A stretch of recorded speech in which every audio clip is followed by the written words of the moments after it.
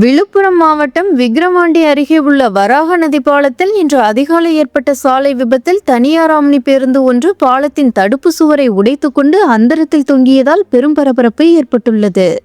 சென்னை திருச்சி தேசிய நெடுஞ்சாலையில் அமைந்துள்ள வராக நதி பாலத்தின் மீது வேகமாக வந்த பேருந்து ஒன்று ஓட்டுநரின் கட்டுப்பாட்டை இழந்த நிலையில் நிலை தடுமாறியது.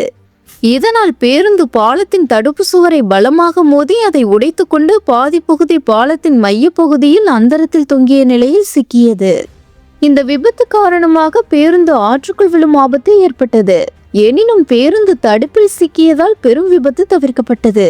விபத்து நடந்தவுடன் தகவல் அறிந்த பொதுமக்கள் மற்றும் காவல்துறையினர் உடனடியாக சம்பவ இடத்திற்கு விரைந்து வந்தனர்.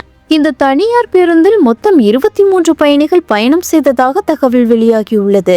விபத்து நடந்ததும் உடனடியாக மீட்பு படையினர் மற்றும் காவல்துறையினரின் துரித நடவடிக்கையின் மூலம் பேருந்தில் சிக்கியிருந்த அனைத்து 23 பயணிகளும் எந்தவித பெரிய காயமுமின்றி பாதுகாப்பாக மீட்கப்பட்டனர். அவர்கள் பத்திரமாக மீட்கப்பட்டு தேவையான மருத்துவ முதலுதவிக்காக அருகிலுள்ள மருத்துவமனைக்கு அனுப்பி வைக்கப்பட்டனர்.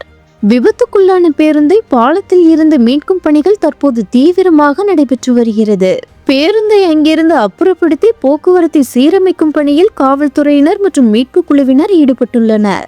இந்த விபத்து அப்பகுதியில் சிறிது நேரம் பெரும் பரபரப்பையும் சாலை போக்குவரத்து நெரிசலையும் ஏற்படுத்தியது.